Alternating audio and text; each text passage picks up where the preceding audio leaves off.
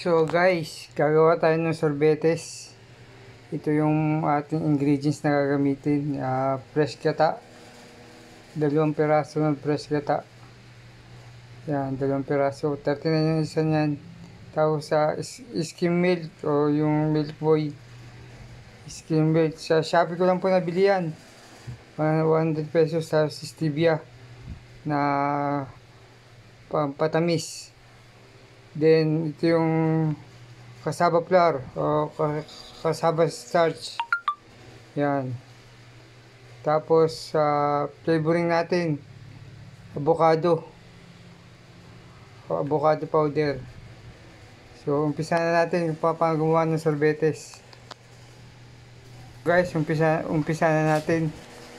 So, lagay muna natin itong habang nagpapakulo tayo ng tubig. Lagay muna natin itong gata, fresh gata.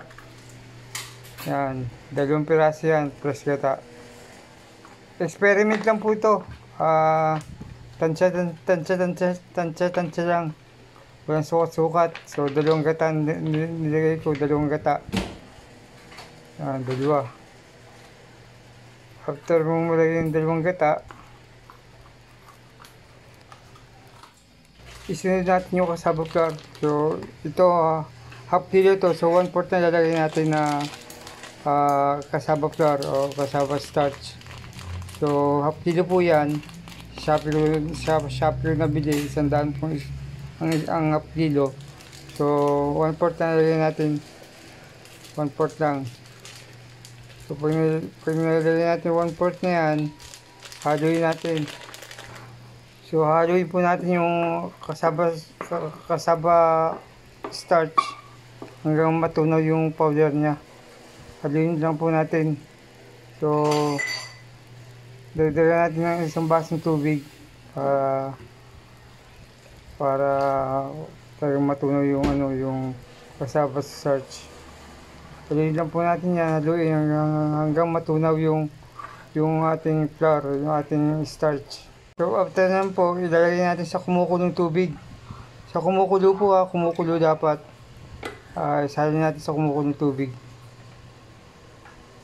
Yan. Isalin natin sa kumukulong tubig.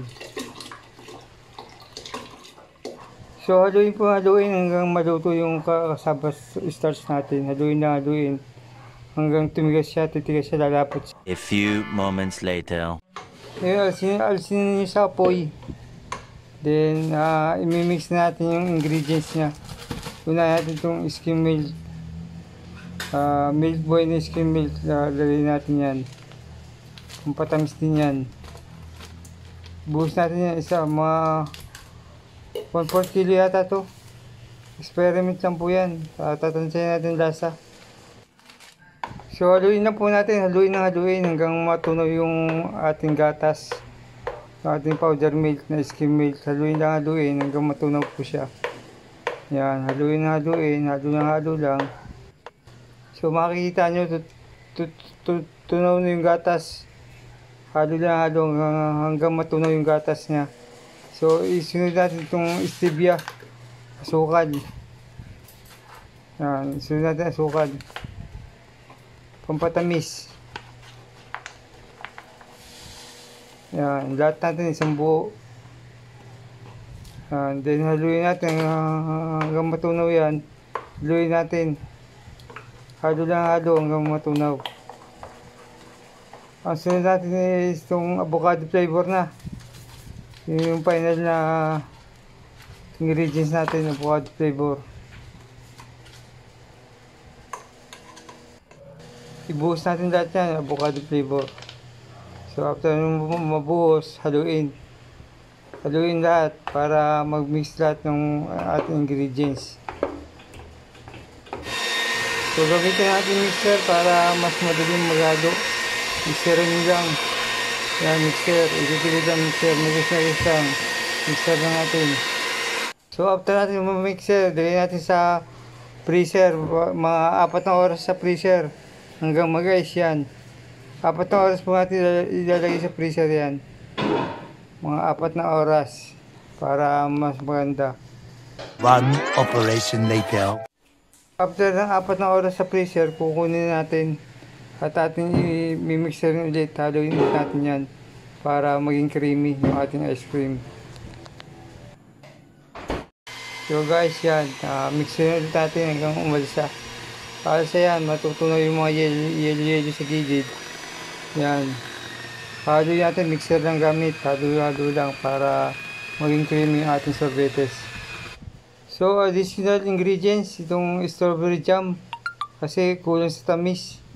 Kaya, lagyan ko ng strawberry jam. Para lalong sumarap yung ating sorbetes. So, haluin natin yan para mag-mix yung strawberry jam natin. Yan. Megas lang mga guys. Yan guys, okay na. Okay na yung ating sorbetes. Ilalagay natin sa bowl at ilalagay natin sa freezer. So, sasalin natin dito sa Tupperware. O kahit saan lalagyan, pwede natin isalin yan. Yan, yummy. So, creamy. So, yan. Ilalagay natin sa freezer. Mga 8 hours yan, matigas na yan. So, lagyan natin yung sa freezer para malaman natin kung anong kalalabasan ng ating sorbetes ice cream. One operation later. Ito na guys, yung ating sorbetes. Tingnan natin kung anong tsura. Yan. After 8 hours.